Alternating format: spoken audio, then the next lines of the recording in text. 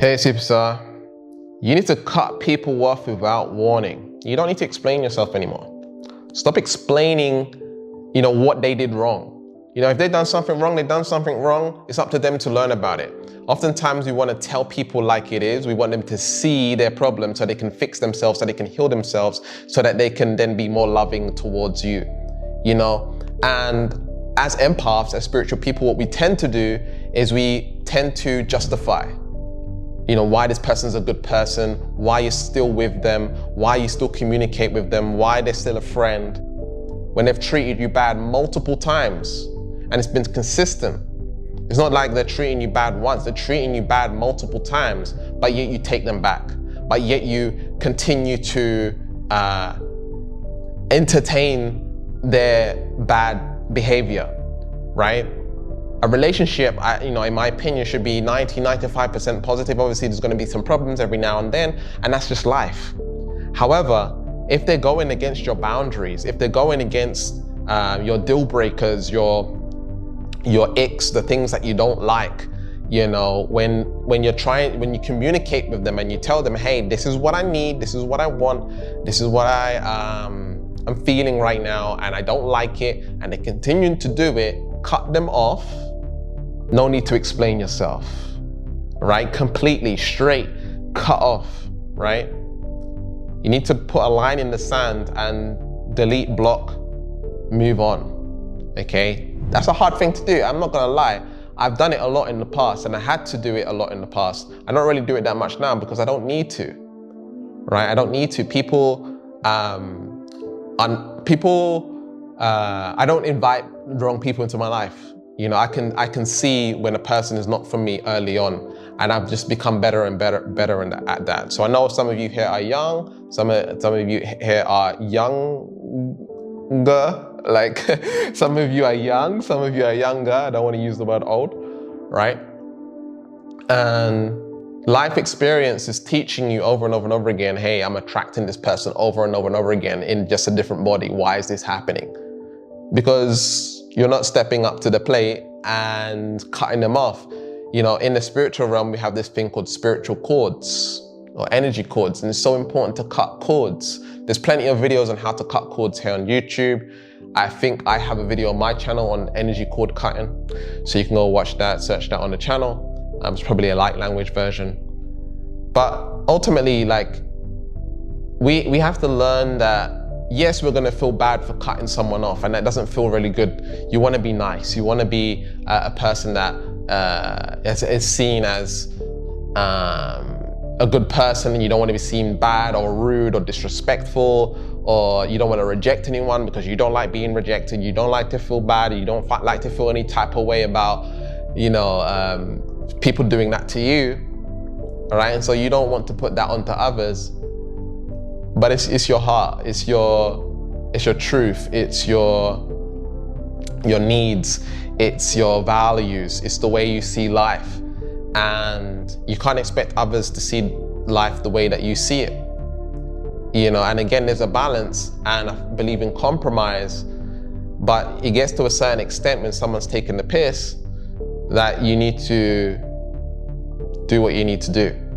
Especially if it's a repetitive behavior. I'm talking about behaviors that happen over and over and over again. People tell you who they are with their actions, not their words. Yes, they can say, oh, I'll improve it, or I'll get better, or I'll never do it again, right? We've all seen those experiences on TV, or maybe in your personal relationships, like,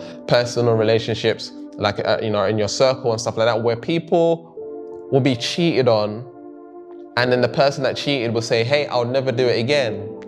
They take them back, and then they go cheat again. You got a serial cheater. And maybe you've even done this yourself, right? And that's all work that needs to be done within. And so we need to honor ourselves and go into our own hermit mode, and really resolve, why we allow people to walk all over our boundaries, why we accept these negative behaviors and negative energies into our lives. And I want to just quickly, share with you, don't assume that you're a perfect person. You know, don't assume that because you're nice, because you're a good person and stuff like that, doesn't mean that the other person is always wrong. You know, there's a side of you that needs to be healed as well. And that's what I'm talking about in this video, is that you need to heal what's going on within you too.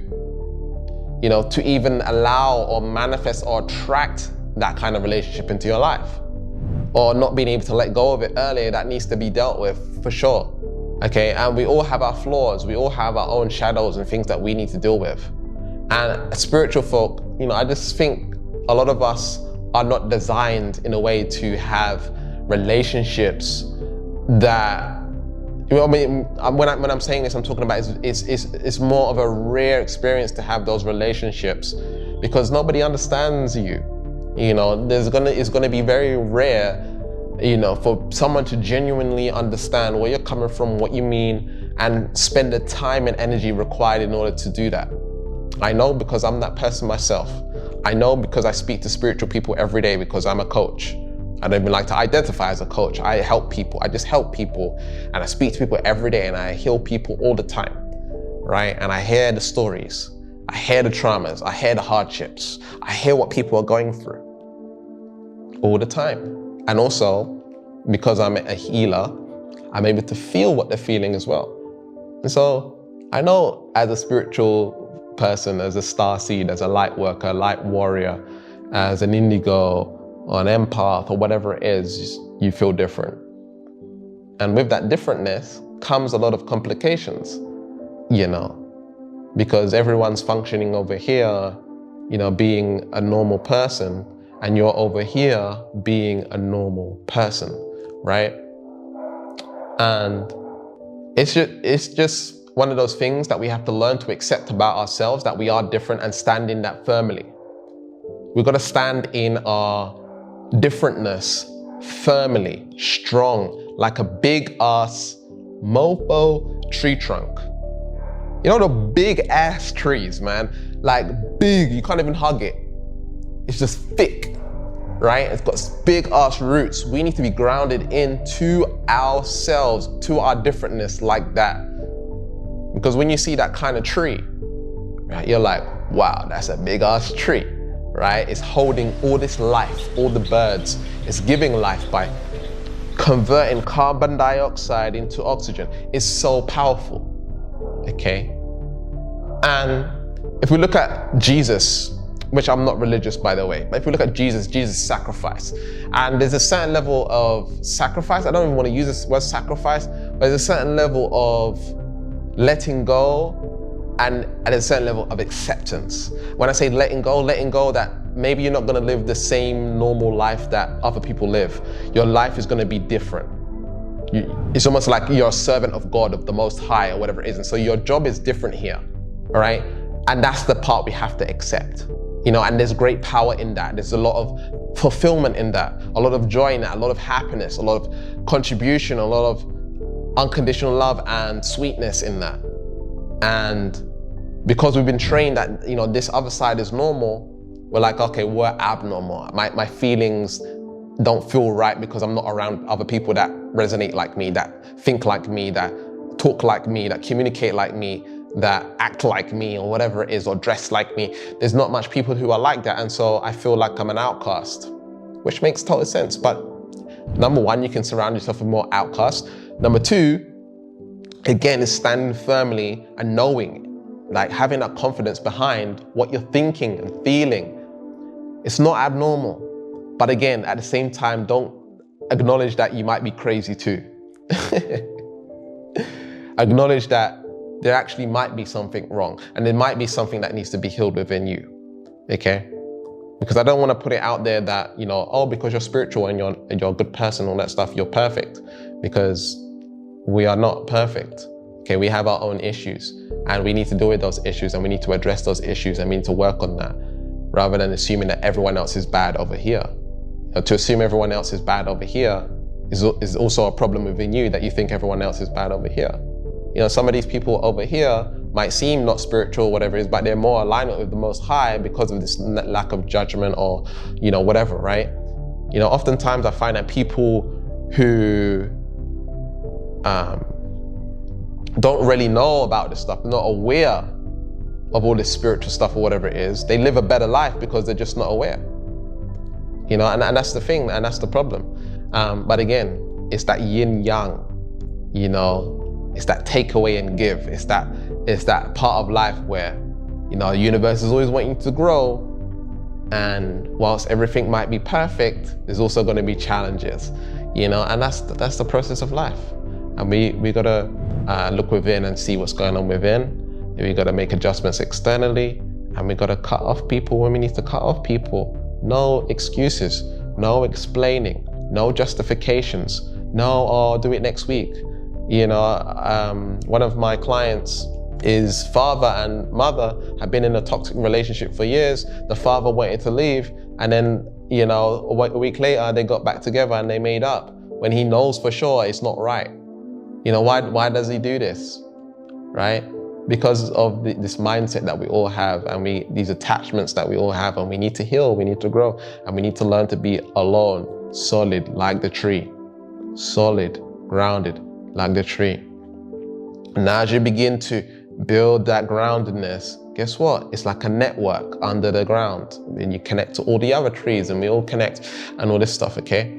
We all connected spiritually. You have a spiritual team, you have a lot of spiritual support, and you have to understand that and connect with that and the Most High, and really take that leap of faith in understanding that the aloneness or having less friends, moving away from people is actually going to be more beneficial for you in the long run.